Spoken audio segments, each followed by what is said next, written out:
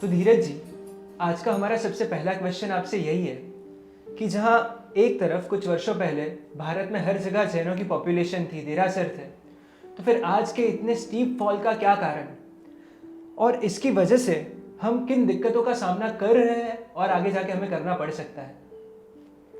जी शान भाई, देखिए सबसे पहला तो आपको समझना पड़ेगा जो धर्म के आधार पर संख्या है उसके जो आंकड़े हैं, जो डेटा है वो कहाँ से आता है। वो केवल एक ही उसका माध्यम है, वो है भारत की जनगणना। भारत की जनगणना जो कि भारत सरकार द्वारा की जाती है वो 10 वर्षों में एक बार होती है। जैसे जो पिछली जनगणना हुई थी वो 2011 में, उससे पहले 2001 में, 2021 में होनी थी, लेकिन किन्हीं कारणों से कोविड के चलते वो नहीं हम कर पाए। उम्मीद है कि हम उसको जल्दी ही करेंगे। तो 1881 से, सन 1881 से भारत सरकार धर्म के आधार पर जनगणना के आंकड़े दे रही है। तो अगर हम बात करें सन 1881 की, उस समय जैनों की संख्या 12.5 लाख थी, जनगणना के अनुसार मैं बात कर रहा हूँ, और 2011 में 44.5 लाख ओनली, यानी कुल 120 करोड़ की आबादी का केवल 0.37%। तो आपका क्वेश्चन बहुत वैलिड है कि हम जब बात करते हैं, अपने आगम पढ़ते हैं कि 9 करोड़ मुनि थे, 30 करोड़ 40 करोड़ आबादी थी, वो सब कहाँ गए। तो सबसे पहले हमें बताना पड़ेगा कि हम जैन हैं। जैन मतलब हमारा जो धर्म है ना, वो जैन है। जब जनगणना का टीचर आपके घर पर आता है तो वो आपसे क्वेश्चन पूछता है आप किस धर्म को फॉलो करते हैं, किस धर्म को मानते हैं। हमसे गलती क्या होती है, हम उसमें अपना गोत्र लिखा देते हैं, हम दिगंबर, श्वेतांबर, स्थानक, तेरापंथी। जैसे आप ही का सरनेम मेहता है, अब आपने मेहता लिखाया, अब उसमें क्या होता है ना, बहुत सारे क्वेश्चंस होते हैं।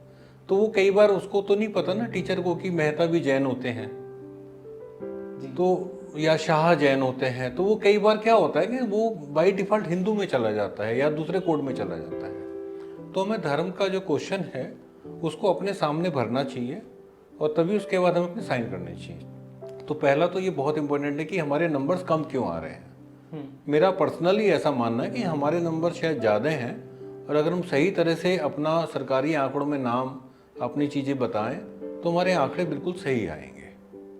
जी। अब दूसरा जो क्वेश्चन आपका है कि कम कैसे हो गए, पहला तो ये हो गया कि हम, हमारा ना गलती है वो हमारी तरफ से कि हम सही बातें नहीं बता पा रहे हैं। दूसरा है कि कम हुए कैसे, तो इसके कई सारे कारण हैं।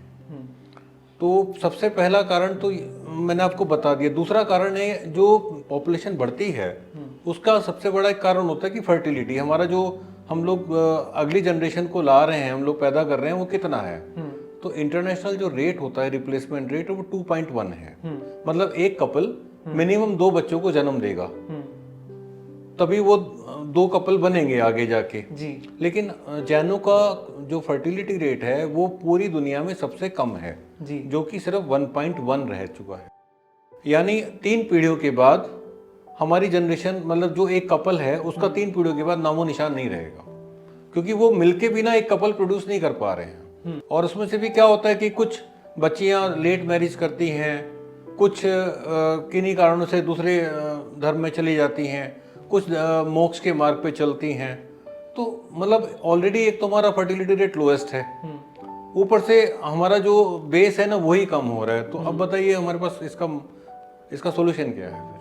तो ये मतलब हमें बैठ के सोचना होगा। एक तो जब भी जनगणना होगी, उम्मीद है बहुत जल्दी होगी, हम अपनी सारी चीज़ें बहुत सही तरह से लिखाएं। हम लोग क्या है, बहुत सारे लोग हमें बिजनेसमैन होते हैं, हम कहते हैं नहीं ये बेकार का काम है, समय नहीं है हमारे पास, तो वो टीचर को 2-4 चीज़ें हम बता देते हैं, वो भर के चला जाता है। तो हमारी सही जानकारी समाज के पास, सरकार के पास नहीं पहुंच पाती जी। और यही शायद एक है कि हमारा रिप्रेजेंटेशन भी उतना प्रॉपर नहीं हो पाता। जब तक आंकड़े सही नहीं होंगे, तो किसी बड़े बिजनेसमैन ने कुछ समय पहले बोला था data is a new oil. तो वो डेटा का तो सारा खेल है ना। अब डेटा तो सही आना चाहिए, जब डेटा सही आएगा तो पॉलिसी सही होंगी, जानकारी सही मिलेगी और हम आगे की योजनाएं हैं भविष्य की बना पाएंगे ठीक से। जी। तो आपका कहना है कि बेसिकली जब जनगणना हो या ऐसे कोई भी इनिशिएटिव हो, तब हम सीरियसली अपना जो भी आप सरकार को जानकारी दें, चाहे आप बैंक में फॉर्म भरें उसमें भी धर्म का कॉलम है, आप जन्म मृत्यु का प्रमाण पत्र भरें उसमें भी धर्म का कॉलम है, आप जनगणना के आंक जो भी सरकार आपसे लेती है जानकारी उसको प्रॉपरली ईमानदारी से पूरा भरें, शॉर्टकट ना अपनाएं उसमें। जी।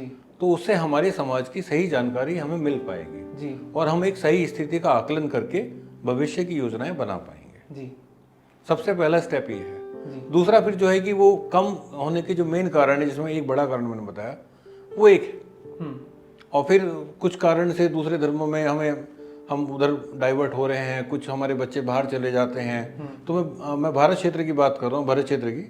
भारत देश में जो संख्या, वहाँ पे आंकड़े केवल भारत के हैं, तो उसके आंकड़ों की मैंने बात की है अभी आपसे। जी अगर इसमें हम जोड़ेंगे जो विदेशों में हमारे बच्चे हैं तो शायद कुछ नंबर बढ़ जाएं, लेकिन फिर भी हम मिलके 1 करोड़ पार नहीं कर पाएंगे। जी मतलब आउट ऑफ 1000 करोड़ में से हम केवल 1 करोड़ हैं, तो आप मान लीजिए कि कितना कम है। 0.001%। कुछ भी नहीं है। मतलब आप अगर देखेंगे ना, इसको डिवाइड भी करेंगे आप, तो कितना होगा, मतलब मैथमेटिकली, मतलब 10,000 में से 1 जैन केवल पूरे विश्व में, जी यही होगा मुझे ऐसा लगता है अगर हम डिवाइड करें। जी तकरीबन। या हाँ, तो मतलब ऐसी आप और मैं बहुत लकी हैं कि हम जिन शासन के सैनिक हैं, और लेकिन आगे उसको काम करना पड़ेगा कि हमारा समाज रहे। अगर हम अपने धर्म से जुड़े रहेंगे, उसकी जो टीचिंग्स हैं उनको फॉलो करेंगे, तो हम ये सब गुलामी से बचेंगे। एक अच्छा मैंने देखा था पर्यूषण और 10 लक्षण में, जहाँ हमने डिजिटल फास्टिंग की थी। जी मेरी वाइफ ने भी किया था, उन्होंने 10 दिन तक मोबाइल का बिल्कुल त्याग किया था, and she was so happy. कोई टेंशन ही नहीं किसका फोन आ रहा है, किसका व्हाट्सएप आ रहा है। But it improves your health, your immune system, your mental health.